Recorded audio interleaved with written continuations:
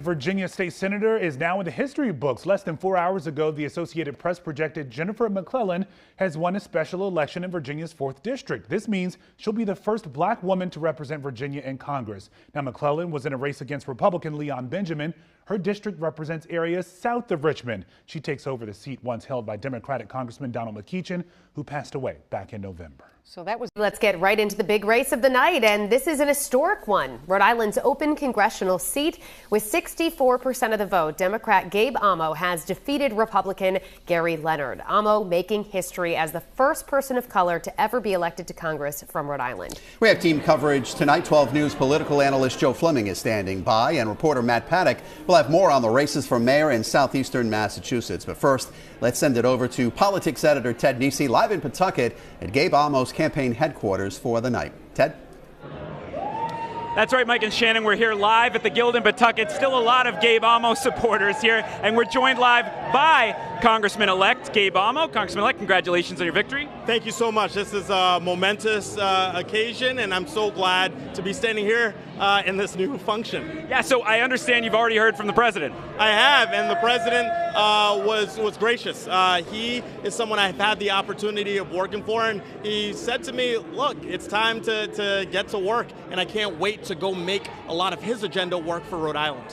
You're 35. You've never run for elected office before, though you've been around politics a long time.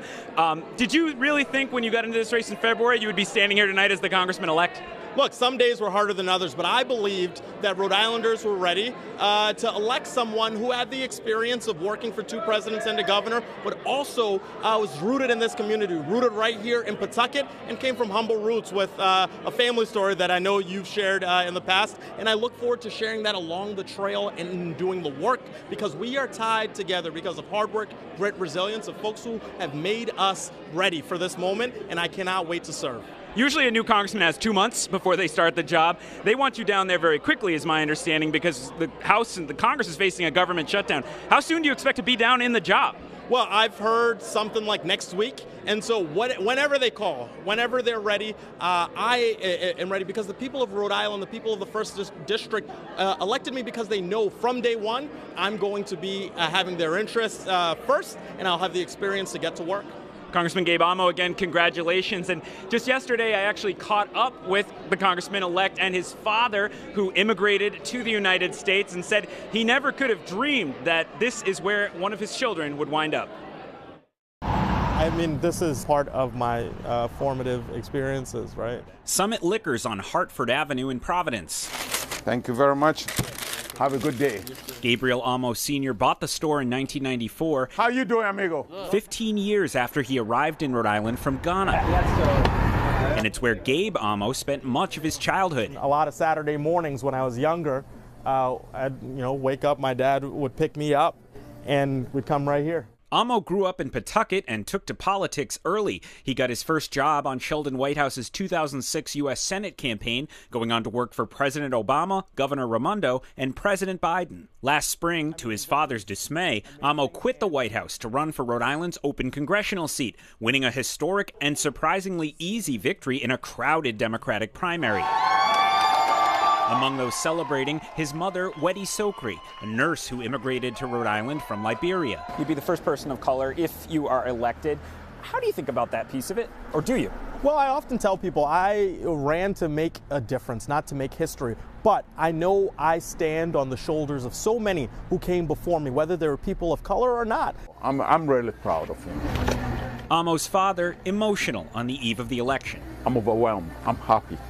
I'm proud of my son for all his achievements, and hopefully by the end of tomorrow, God's grace, he'll be the winner. Back live now at the Guild in Pawtucket, the Amo victory party. As you'd imagine, both of his parents were here and, of course, beaming with pride at their son's election to the United States House. I'll send it back to you in the studio. To kick things off here, we are going to check in with Congressional District 2 special election race. Now, the AP already calling the race for Celeste Malloy tonight. The Republican nominee seems poised to succeed her former boss, Chris Stewart, for the seat. Now, he resigned the seat earlier this year, citing concerns over his wife's health. Democratic State Senator Kathleen Riebe had been hoping to flip the district blue for the first time in 10 years.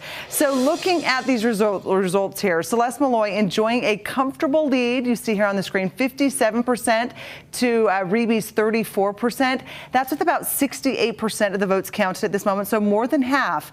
Given the slim GOP majority in the House of Representatives right now, Utah Republicans are keen to send another conservative to Congress. Now, we do want to stress tonight, these are preliminary numbers, so it will take about 2 weeks before results are certified.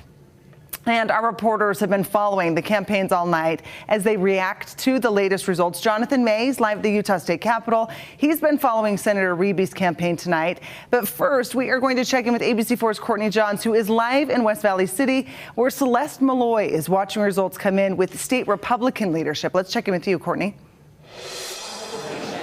Yeah, you know, Emily, at these watch parties, you often have a lot of nervous energy, but with how quickly the results came in, that energy was quickly replaced with excitement, with Celeste Malloy even getting a little emotional, talking about what it's taken to make all of this possible. The support I've had through this has just been overwhelming. People are amazing, and I'm so grateful, and I'm not going to cry again tonight. That was a one and done, so that's all I have to say. Most recently served as Representative Stewart's chief legal counsel, and in her campaign, she focused on things like securing the border, protecting religious freedoms, as well as the Second Amendment, and reining in what she calls out-of-control federal spending. But a lot of what she's been talking about today is the campaign itself, saying she's proud how they've conducted themselves, focusing on the issues and a positive message. Something we also heard from Utah Governor Spencer Cox when he spoke tonight at this watch party. It's a message they hope politicians and, frankly, Americans pay attention to as we move into this holiday weekend. And Malloy says that she has already gotten some great advice from a Congress member who said, you only get one first win. Savor it. And that's exactly what she's doing tonight. Reporting live in West Valley City, Courtney Johns, ABC4 News. All right, Courtney, we thank you for your coverage. Our election coverage does continue with ABC4's Jonathan May, who is live at the Utah State Capitol, where he met with Democratic State Senator Kathleen Riebe. And Jonathan, what's the feeling there tonight? Well, Emily, Sarah, when it comes to the race for Utah's Congressional District 2, Senator Kathleen Riebe says it's been a mad dash to the finish line, but she calls election night very exciting. She faced off against Republican nominee Celeste Malloy. She told me before the race was called that she plans on running again. Senator Riebe calls the last 5 months a very rewarding journey and has been pleased with the process. What I've learned over and over again is that people think that running for office is really intimidating, but it's really great. You get to meet a lot of nice people, and most of the people that you meet across the state are just so excited that you're there. And just recently, we received a statement from Senator Riebe saying in a statement that the voters of the 2nd District have made their decision.